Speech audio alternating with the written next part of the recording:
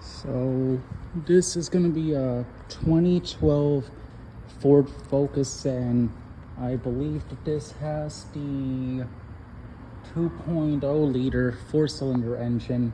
We're going to be doing an oil change on it.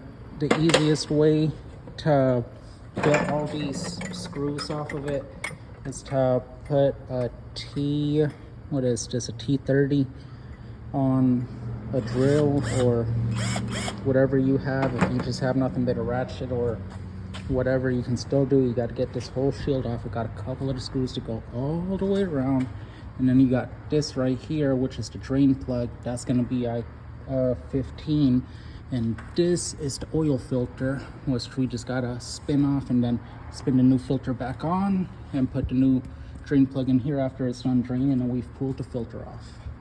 So let's go ahead and get the drain plug undone. Okay, so right here you spin this to the left, and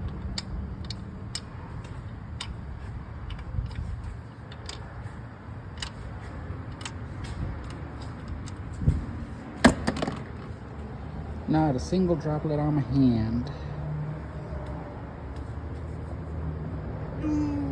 Okay, I'm not left-handed. Grab this little specialty tool that I have for oil filters.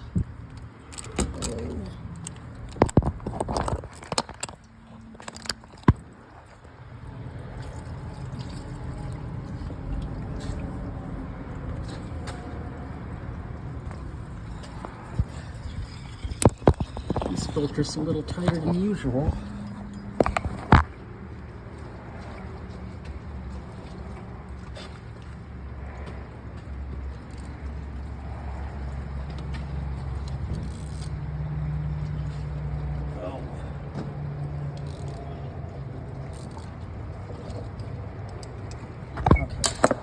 Got the filter loose. Let's go ahead and pull it off as well. Oh, I hate these filters.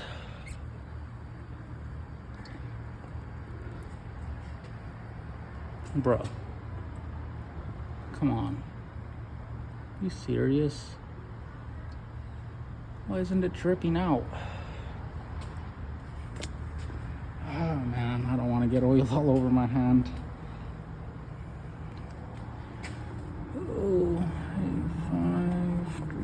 Oh, that's a lot of oil.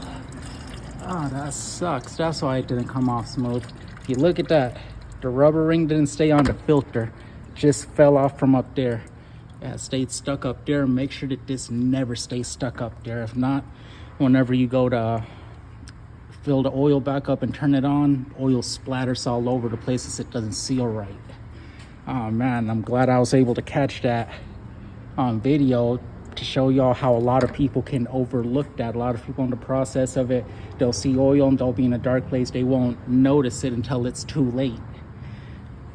But yeah, always make sure this is clean, and always make sure you lube up the ring before you put the filter on to avoid it being as sticky as it just was.